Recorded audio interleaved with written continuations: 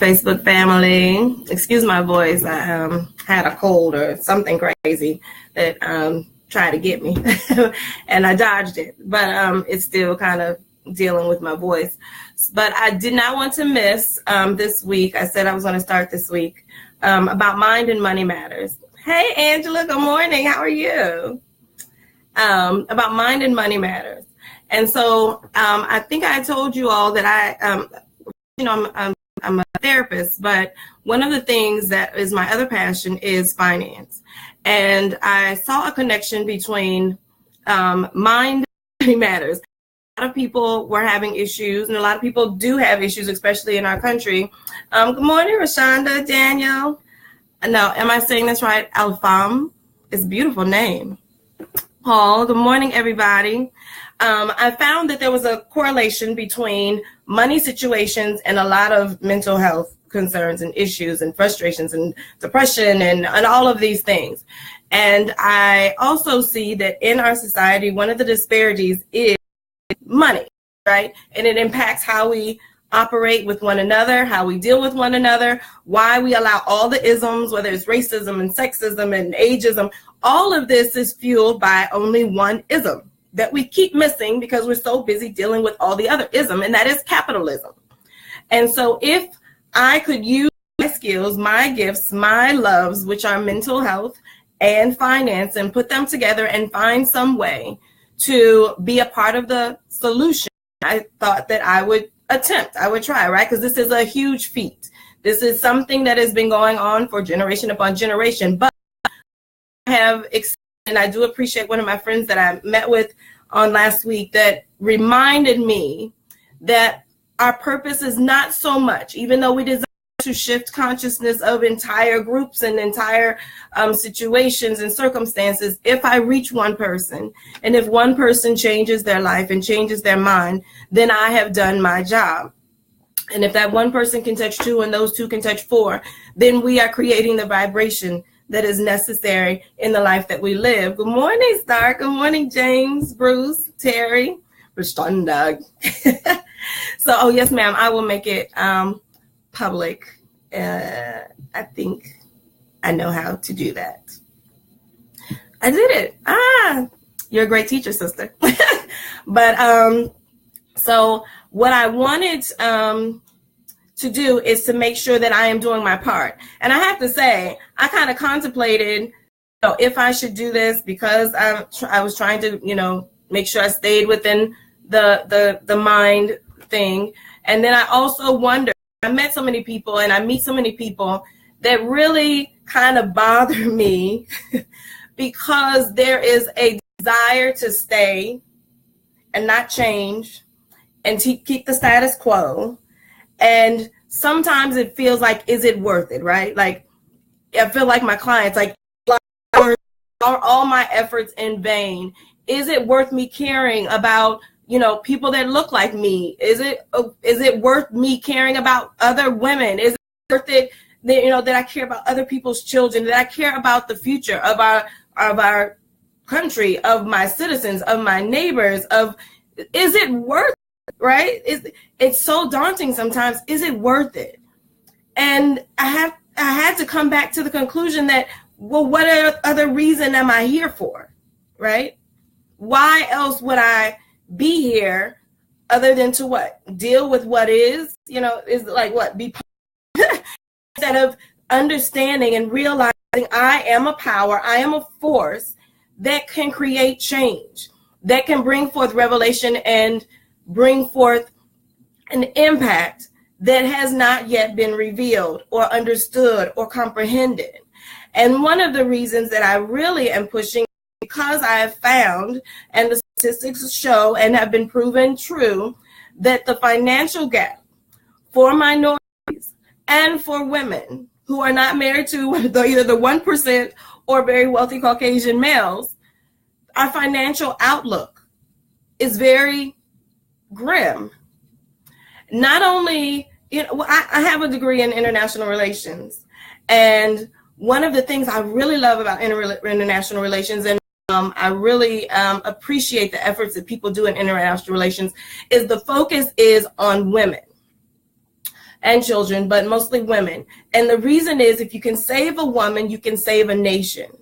And if you can impact the knowledge and the power of a woman, you can save a nation, which is why I understand why Miss Oprah and so many other women are really trying to empower women in countries where it's still very patriotic, but it's also not as many loops and hoops to go through in order to make things happen. Good morning, Mo Fitzgerald.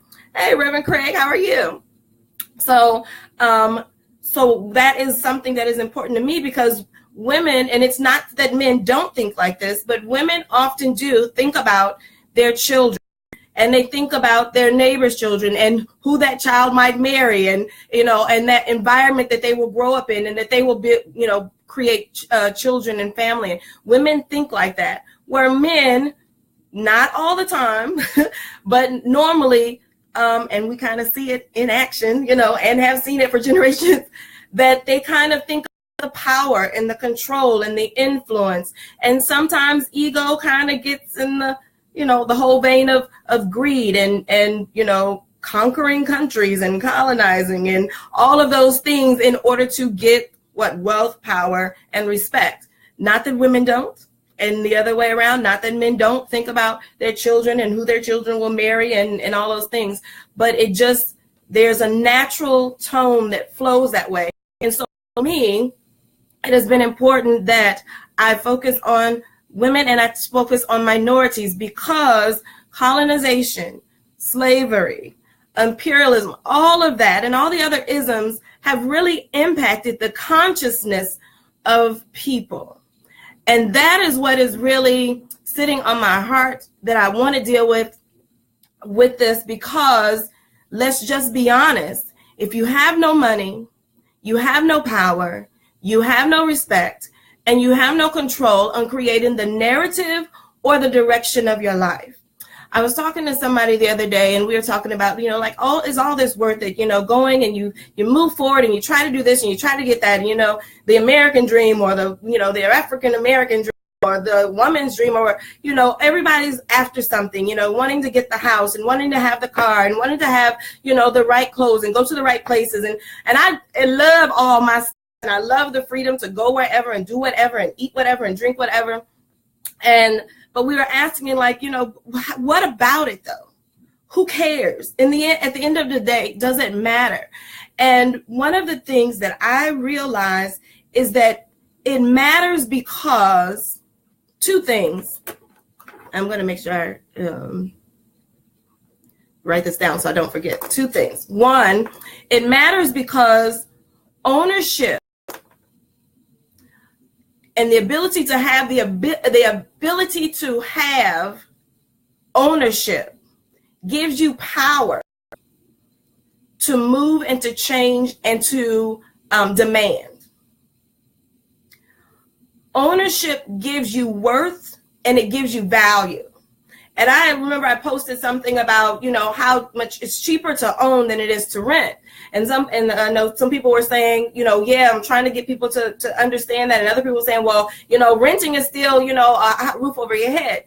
But it wasn't about renting or owning and whether one's good or bad. The thing was that there is a cheaper way to live and then have ownership. And the ownership empowers you to have greater influence in your community and in your life. But also ownership not only gives you worth and gives you value, it gives you a sense of mine. This is mine, right?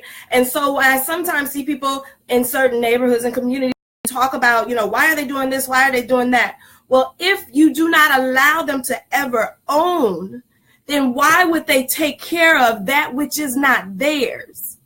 And that's a mind belief system, right? And if we are honest, core of our being, we are not as diligent in taking care of somebody else's children as we are our own. We are not diligent as taking care of somebody else's home or car, or if somebody asks me to fill in for their job, you're not going to do it over the top the way you would if it was your name and your integrity and your future on the line. And so ownership investing in that which is mine and allowing someone to be able to say, this is mine, empowers them, but also causes them to buy in. And it also creates peace. It creates a sense of oneness and congruency. And so when I was thinking about that, I said, well, then if that is true, if we think about that, and ownership creates all of this, and actually would get rid of a lot of the things that we deal with the, mine and yours, and, trying to take this and this idea of lack, that there's little and I must have, therefore you can't have, which is all crap. If we get rid of that, and why is it then people are not pushing more? Hey, Miss Cynthia, Mark, Terrell, why are we not pushing then for more people to buy into and have ownership? Why is the mindset to be on the outside, to create lack, to create separation? Why redlining? Why segregation? Why all these things if ownership and the buying into and the oneness in the relationship brings forth harmony? Why create something that continues to stop that from being? And the only reason I could think of is because it's important to create chaos. It's not about the ownership or the lack thereof. It's about how can I continue to create chaos and separation amongst the masses in order for me, whoever these little me's may be. And this you're talking about governments and religious organizations and all of this starting this generations and generations ago, right? So we're just continuing on the pattern. But I have to reveal the pattern and talk about the pattern so that we can dissect it and really come to understand that this is not just about money. This is a mindset that has been passed down that we're perpetrating amongst one another, and we are failing then to move forward into the consciousness that we desire and the harmony and the financial abundance that we all can have. It's not about everyone having a mansion, but everyone having and not operating in the consciousness of lack, and therefore continuing to play the isms that have nothing to do with anybody. Let's be honest. It's created. It's man-made, created bullcrap. And so why are we then playing into the chaos? And so then I went back and I had posted something, and it was about Desmond Tutu. And he said they came with the Bibles and we had the land. They said, let's pray. And when we opened our eyes, we had the Bible and they had our land. And so I said, this plays into the whole thing of ownership. So why has this whole idea about ownership and having access to that which is yours been so important? And why then have women of all races and minorities continued after being informed, and some of them are not informed. I see it on a regular basis, and this is why I'm doing this, because I feel so many people are uninformed of their own power and their own worth and their own history. And even the Me Too movement, I appreciate it, but it still bothers me because I still feel that some people still play into their own demise and the demise of other women for their own small, super small gain. When I say the perception of gain. And so this is why I'm doing this. I know I keep saying that, but I really want to reiterate. So back to what Desmond Tutu said. And so I thought about that, and I thought about the conversation I had about the ownership. And if you go back in, there is this mindset that has been continued to perpetuate that you can get yours on the other side, and that if you have spirituality, that somehow, some way, it will satisfy your craving for natural and human creature comfort desires. And let me just say, that's just some bullcrap.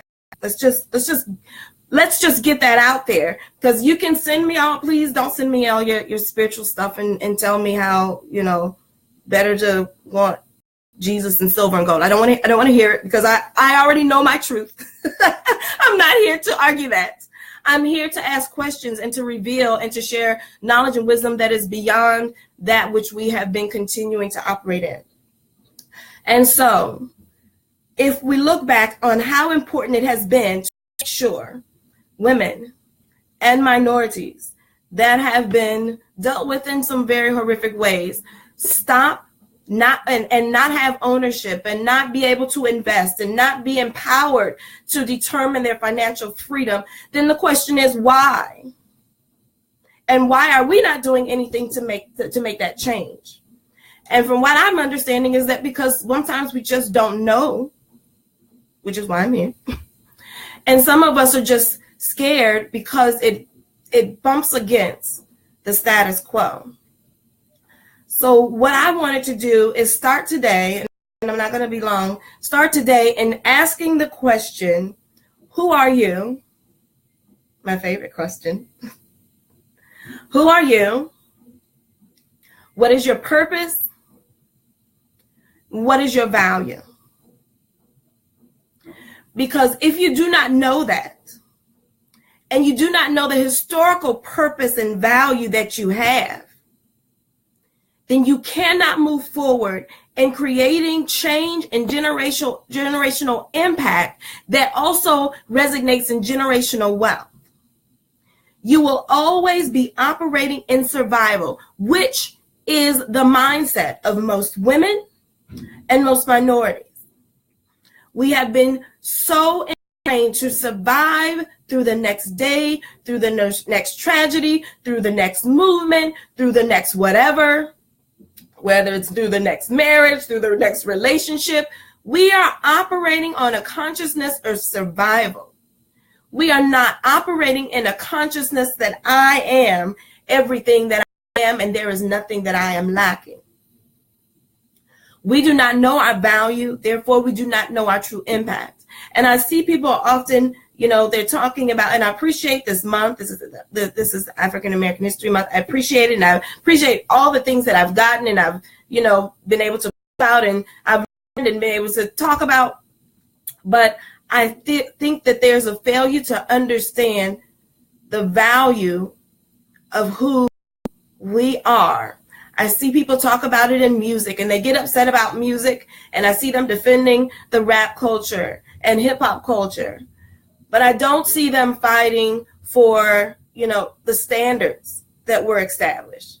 I remember my father and my uncles and my grandfathers setting a standard of integrity, of distinguishedness, whether it be in the way that they dressed, the way that they talked, the way that they protected, the way that they loved. I do not see that argument. I do not see people fighting for what it means to be true to love, what it means to be true to culture, what it means to be someone that invests in countries and in a world that sees them as less value, but they know it despite. I see people actually bending to it and then accepting it and then relabeling themselves with the new master's label of whatever you want to call this new stuff, not realizing that it's impacting minds, not only their own, but of their children, of their society, of their culture, and also they are telling other people how to continue to treat them. So who are we? Who are you? What is your value? And I want to use Black Wall Street as my story before I close out, because I really want everybody to start to understand that, because if you do not have value of yourself and of people that look like you or of your same gender or in your community, if you do not have any value on that, you will not see the importance of investing in it. I have people say, when I say, I think you should get some life insurance. I can get you custom whole life insurance where you can not only have it for if you die, but if you retire, you can pull money out of it and you can live off that. We can create a pension for you that you don't have set up. I can create ways to create generational wealth for you right now by investing the same amount of money that you spend on a bag of weed a week. I can set you up to invest in your future to where you don't have to worry about Medicare or Medicaid, because it probably won't even be there by the time you retire. I can set you up for the same amount you spend on shoes. And you know what they'll say? I had to work for it. My kids should as well. It makes them strong. It makes you a good and hardworking person. No, it makes you continue to be a slave to the establishment and the process that's been established to make you and everyone that you birth a worker. And not a provider, not an influencer, not a power mover.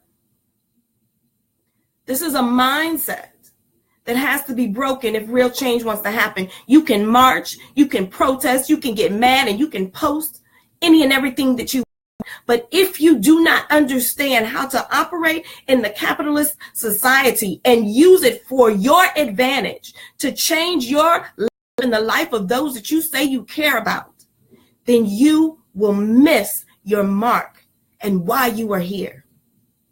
And the only thing you did while you were here was eat, live, and die for self.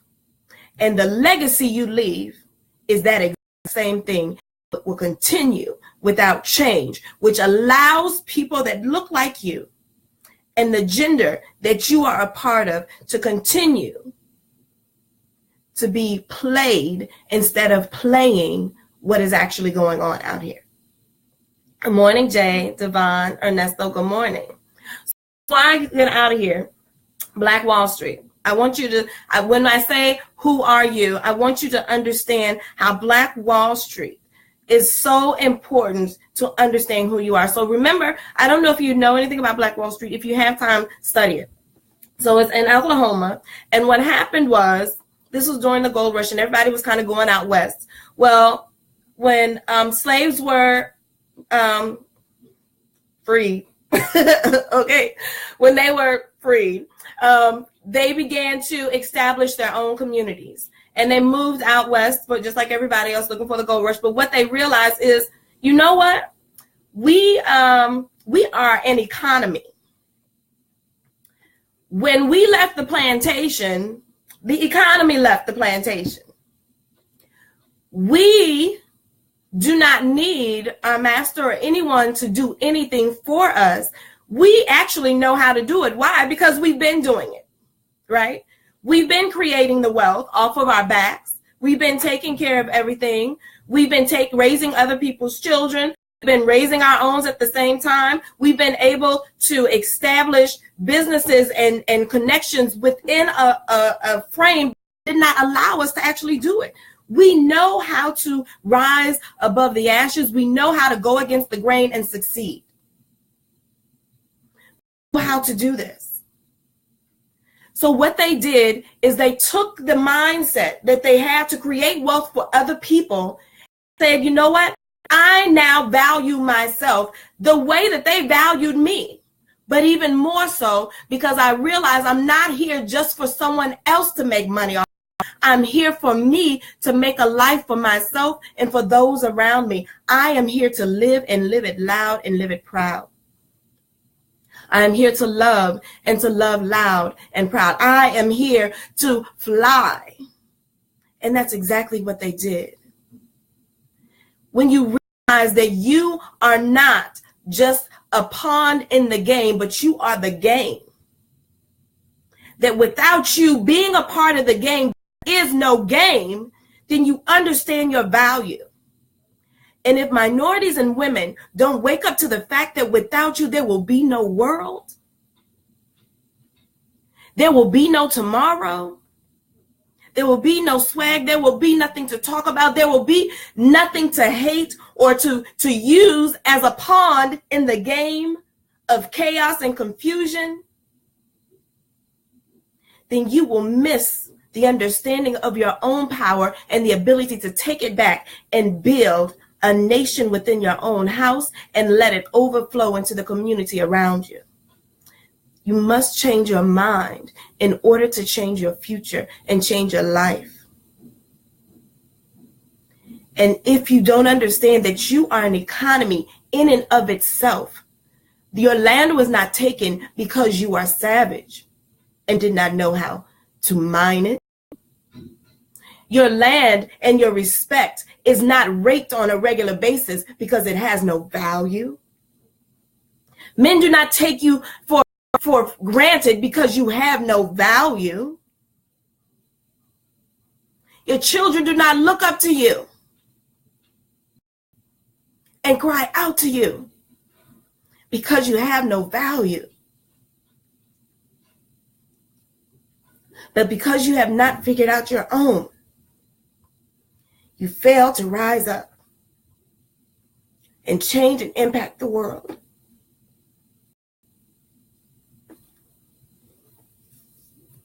Sorry. And you cry on my phone, and you cry on my couch.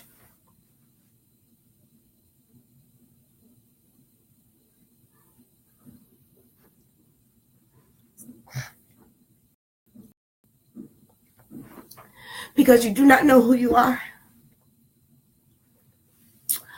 Mind and money matters. If your mind is not on your money, then your money is on your mind. And they are one. So what I want to start doing is changing our minds in order to impact our money, in order to impact our world, and change the trajectory of our future. The financial wealth gap. Thank you. If we do what we can and what is necessary, and understanding how to maximize and utilize the systems that are there, we can do it. I love you so much. I said I wasn't going to keep you long. I'm at my 30 minutes. I appreciate you, and I will talk to you again next week, same time, same place, and we will move on to the next. I love you so much. Understand who you are. Oh, wait, one more thing. I wanted you to ask at least 3 people older than the age of 50, and 3 people over the age of 60, and 3 people over the age of 70. Ask them, the ones that look like you, and at least two that look like you, and one that does not look like you. And ask them, what is it that they wish they would have done financially and in their life different? Because I want you to start to realize that people are speaking, as they get closer to leaving here, of regrets of money investments and mindset, believing and loving and knowing who they are. I want you to begin to get that consciousness within you. So I want you to ask that. And if you have any feedback, please send me stuff. I love reading and commenting on your text and your emails and all of that stuff. I will talk to you soon. Love you. Appreciate you. Have a great day. Bye.